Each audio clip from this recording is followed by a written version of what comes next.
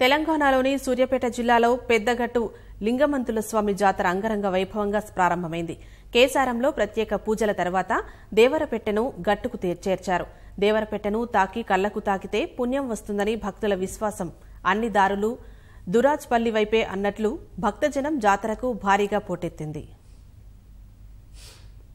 సూర్యాపేట జిల్లాలోని పెద్దగట్టు లింగమంతుల తిరునాళ్లు అట్టహాసంగా మొదలయ్యాయి. కేసారంలో దేవరపెట్టకు మంత్రి జగదీష్ రెడ్డి ప్రత్యేక పూజలు చేసి స్వయంగా మోసి జాతరను షురూ చేశారు. దేవరపెట్టను కేసారం నుంచి కాలినడకన యాదవ, రెడ్డి వంశస్థులు పెద్దగట్టుకు చేర్చారు. గుడి ఆవరణలో పెట్టి భక్తి ప్రపత్తులతో ప్రత్యేక అభిషేకాలు చేయగానే పెద్ద సంఖ్యలో తరలివచ్చిన భక్తులు తమ వెంట తెచ్చిన మందగంపలతో లింగమంతుల స్వామి, చౌడమ్మ ఆలయాల చుట్టూ ప్రదక్షిణలు చేసి ప్రత్యేక మొక్కులు చెల్లించుకున్నారు.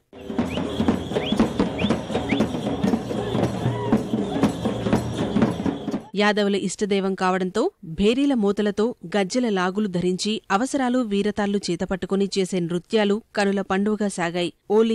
ఓలింగా నామస్మరణతో పెద్దగట్టు ప్రతిధ్వనించింది. తెల్లవారుజామున లింగమంతుల స్వామి, చౌడమ్మ అమ్మవార్లకు నైవేద్యం సమర్పించిన తర్వాత ప్రత్యేక పూజలు చేసి యాటలను బలిచ్చి భక్తులు మొక్కులు చెల్లించుకున్నారు.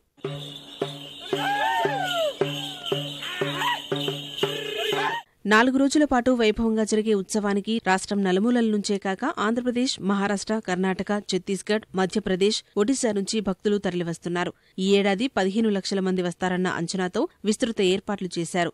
జాతర రద్దీ దృష్ట్యా ఆర్టీసీ రాష్ట్రంలోని ప్రధాన డిపోల నుంచి ప్రత్యేక బస్సులు నడుపుతోంది. విజయవాడ జాతీయ రహదారిని ఆనుకునే దురాజ్పల్లి ఉండడంతో ట్రాఫిక్ ఇబ్బంది తలెత్తకుండా యంత్రాంగం అన్ని చర్యలు తీసుకుంది. 4 వరుసలున్న రహదారిపై ఒకవైపున 2 వరుసలను మూసేసి మరోవైపున్న 2 వరుసల్లో వాహనాలు వెళ్లేలా వన్ వే అమలు చేస్తున్నారు. అనివార్య పరిస్థితుల్లో మాత్రమే జిల్లా సరిహద్దుల నుంచి వాహనాల మళ్లింపు ఉంటుందని సూర్యాపేట ఎస్పీ పేర్కొన్నారు.